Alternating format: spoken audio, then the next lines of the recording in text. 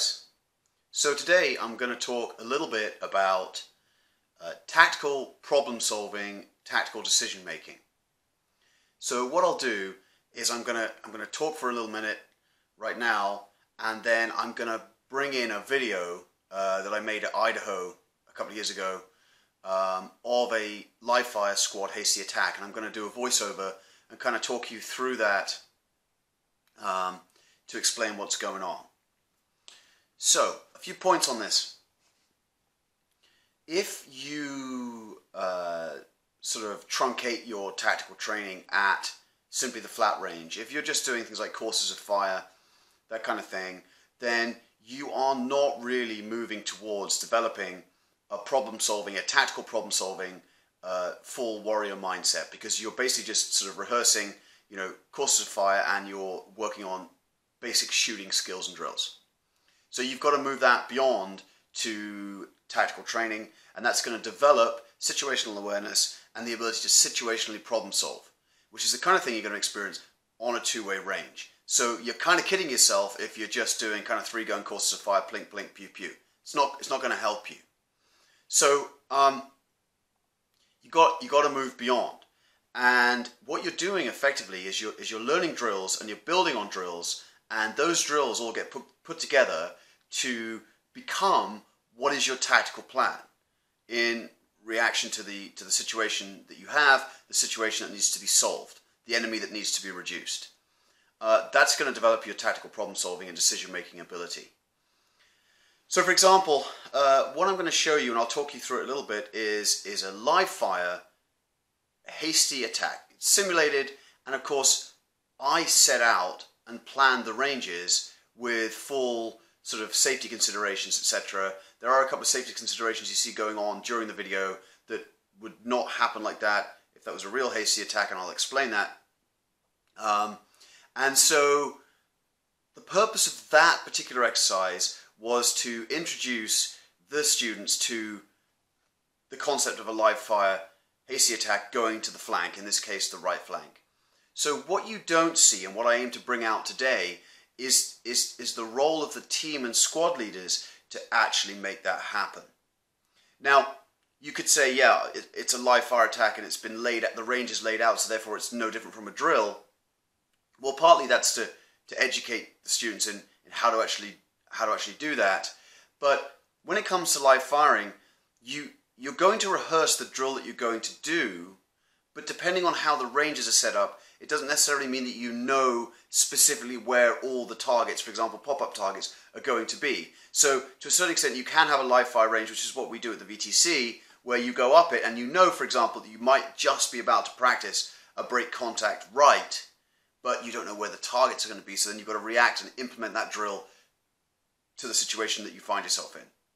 Now, where the rubber hits the road is when you get onto force-on-force team tactics. So we run force-on-force team tactics classes, and in particular, I did a talk yesterday about the combat leader course. Now, what happens there is when you're using UTM man marker rounds, the enemy has a vote, because the enemy is an actual person who's fighting you. So we may have put him in a position, and there's a scenario, and you're coming up and you're bumping into this position and conducting some kind of hasty attack or raid or whatever it is you're doing, and then the situation is not going to be as rigidly controlled for safety as a live fire situation, and therefore you really are going to have to problem solve the situation, and you're going to take casualties, and you're going to have to, the enemy's moved and we're going to have to do this. And so what you have to understand is the application of your assets to overcome the problem that presents itself.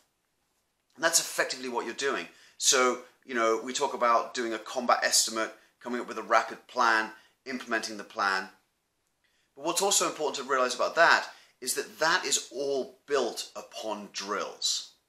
So we can only implement that plan because we've got a team that has built drills. They know how to, for example, fire and maneuver as a team.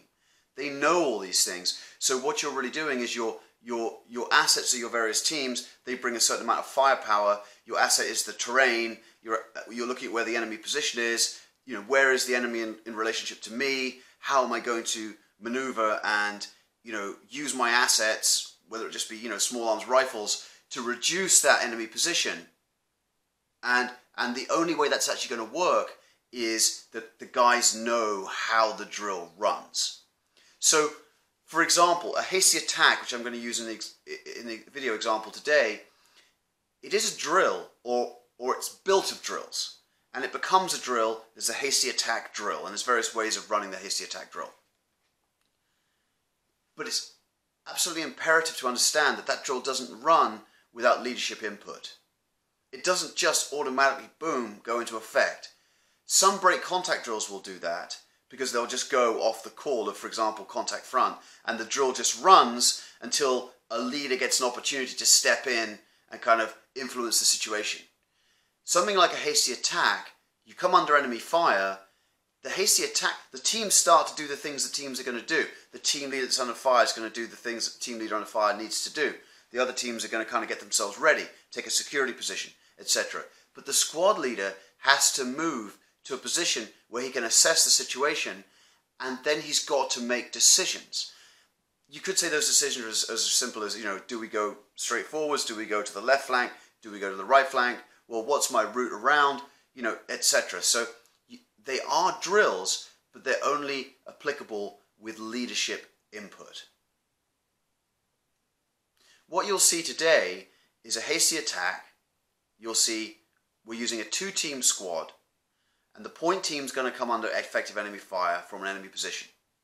It's a pretty good video in the way that it's all kind of in the open on the Idaho hills, so you can see everything going on, which is great for a video. And they'll come under fire, and they'll take a support by fire position. What will then happen is another team, the second team, will go to the right flank using a covered approach. They'll get to their line of departure on that right flank. So the whole thing is going to be at right angles to each other. You've got the enemy position in the middle, support by fire, and on the right flank, you've got the assault team. Now, what will happen then is that fire will shift to the left. So the support fire guys will shift their fire left. And you'll see some little orange painted targets they're shooting at, which is not the actual enemy position. So just so you understand that, that happens early for safety reasons, utilizing a range safety angle during a training iteration such as this. It would actually happen later during a real live fire, 2-way attack. As the assault team came in, then the support by fire team would be firing them in to the last safe moment before shifting their fire away. But for training purposes, you'll see that they're shooting away at the orange targets. And you've got to understand that whilst the assault team's some distance away beginning their assault, those orange targets at that point, they represent suppressing the enemy position. So just to make that clear.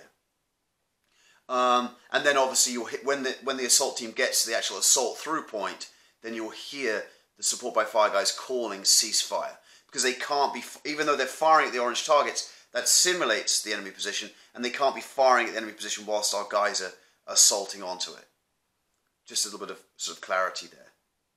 Now, I wrote in the tactical manual, just a couple of things from the tactical manual here. So, tactical manual. So page 21, when I started to talk about battle drills and movement, I wrote fundamental principles for the team. So this is the team, or the squad. So they must react immediately, win the firefight, which involves locating the enemy, of course. When in contact, no movement without covering fire, and attack from the flank where possible. And then I wrote tactical leaders. You must read the terrain. You must think about dead ground, by which I mean dead ground defilade, cover from view and fire. Anticipate the enemy. Quickly read the terrain in conjunction with the relative positions and strength of enemy and friendly forces. So it's a constant problem-solving, decision-making process. Constantly think about what-ifs and actions on. Give quick orders based on trained drills. So then when we get to page 83, when I'm starting to talk about squad battle drills and the hasty attack, I had a page where I wrote that the squad leader's rapid thought process. So What's the kind of thing that the squad leader is going to be thinking about whilst this is going down, whilst that point team has come under fire? Where is the enemy? What is their strength? And can I identify all their positions? Can I adequately locate and suppress the enemy positions? Do I need to extract my contacted elements, or are they in a good cover, support by fire position? Do I need to break contact? Do I have casualties already? So in the video, you'll see the team comes under contact and then returns fire and then kind of bounds forward into a better position to provide support by fire and to suppress the enemy position. If that had been some, overwhelming enemy position, what you might have seen was them break contact back into the dead ground, and then we'll run the plan from there, which could involve just breaking contact. So that's that individual team leader that comes under fire who's making those decisions whilst the squad leader starts to think about what he's going to do as a squad. But what that contacted team leader is going to do is going to influence what the squad leader is going to do. If the team leader can go down and suppress the enemy position, then that starts to lead the squad leader to think that he can conduct a hasty attack. If that team leader, it's too much and he breaks contact, then that's going to start the squad leader thinking. It doesn't mean he can't necessarily suppress the enemy position by bringing up further elements, but it's certainly a factor in his decision-making process. What is the terrain relationship between the enemy position and friendly elements? So this is your sequencing, this is your kind of right angles, how we're going to actually, utilize the terrain and the terrain associations to actually put elements, support by fire and assault, into position. Is this a close assault, or are there options to move to the flank? So we're talking about, are we, near ambush situation where we're kind of going straight onto it, or, are there options to get to the flanks? Always get to the flank if you can. Do I have covered or concealed approaches to the flanks?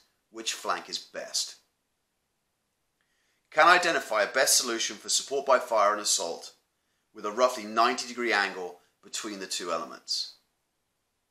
What sequencing do I need to do to establish the best support by fire position and then move an element to the flank?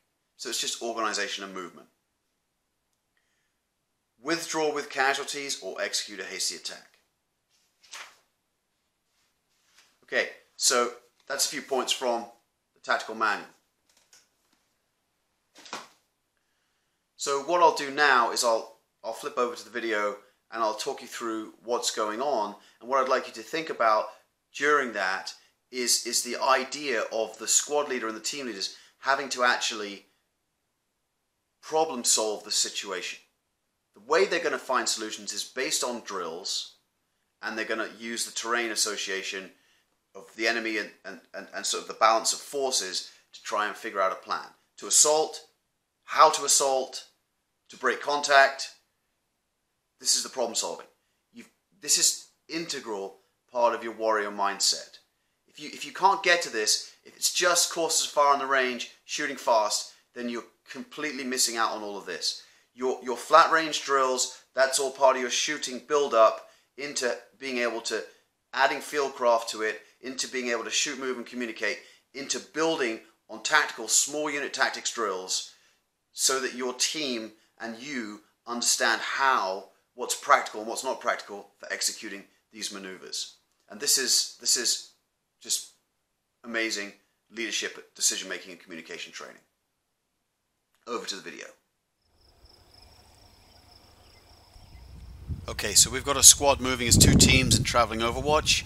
We're behind the point team as they're moving towards the enemy. They don't know where the enemy is yet. The other team is behind us. These guys are reacting. They've bumped into the enemy position. The guys at the rear of the team don't know where the enemy is yet. They can't see them. They're moving forwards to bring the enemy under fire. The team leader is going to be making some decisions at this point. And in this case, what they're going to do is they're going to bound forwards rather than breaking contact to bring the enemy position under fire. They've got to locate, fire control orders, and suppress the enemy position. So you see the buddy pairs bounding forwards. Giving it rapid fire now to suppress the enemy.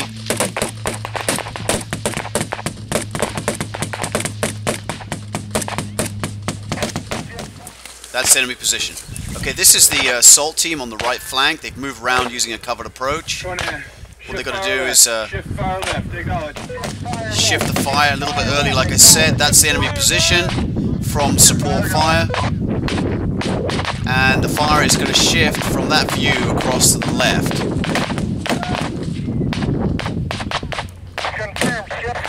So down in the valley down there is where the two orange shift fire targets are, and you can see the team is shifting and confirming. On the right, over by that tree, that's where the assault team is coming from. Rapid fire. So right flanking assault.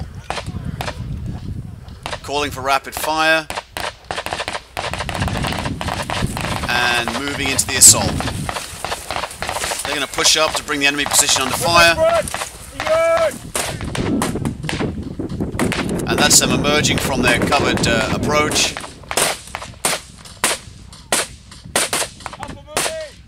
So now we've got a 90-degree angle between these guys, the enemy position, and the support fire guys who are over on our left as we look now.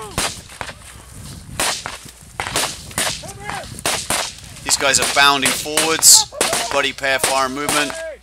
You can see the dust as the rounds are impacting the enemy position. On the hill up on the left there, that's support fire position. Don't get silhouetted. Good point. That's the 90-degree angle there. This is the enemy position directly to our front. These are the shift fire targets over on the left in relation to the actual enemy position. So you see there's a safety angle there. And then coming in from the right-hand side is the assault team. They're bounding forwards, buddy pair fire movement. In that team, there's actually a team leader there simulating the squad leader, so that's the 5th guy. I've mixed footage on this, so it's not all the same guys. This is support fire position again, and they are firing across the left. Obviously, I mentioned before the early shift to the shift fire targets. Represents the enemy position. That's the enemy position. And that's the team making their way towards it, bounding forwards. So this is a view from the support fire position, and what the team leader here needs to be doing is he would not have in reality actually shifted fire left as we did for safety purposes during this exercise. He would be watching the approach of the team and trying to fire them in for as long as possible. So he would still be directing his fire at the enemy position. This is the guys bounding forwards, sort of behind the assault team. It's not as far as it looks. What you'll see here is when the guys call for assault, when the assault team calls for assault, the support by fire team actually ceases fire. Now, in reality, they would have to cease fire onto the enemy position when the guys assaulted onto it, but they may shift fire if there are further things to shoot at.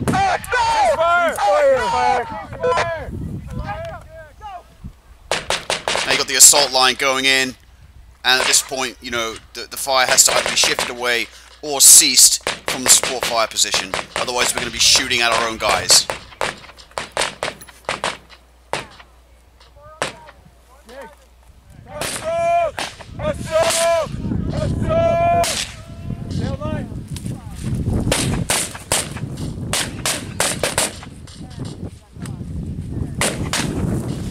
At this point, the support fire position is in Overwatch. And these guys are moving through. We've got targets, we've got mannequins. Okay guys, I hope that that video talk was useful. I used the hasty attack as an example to try and bring out the points of how you need to be able to tactically problem solve and make decisions, communicate those decisions, and execute the plan utilizing trained drills. That's the only way you're going to actually, win on a two-way range. Just doing basic shooting drills, pew pew pew really fast, that's part of your progression, but it's not ultimately the complete warrior mindset that we're looking to achieve here. We need to be a thinking, problem-solving, decision-making individual for our best personal development. Thanks very much.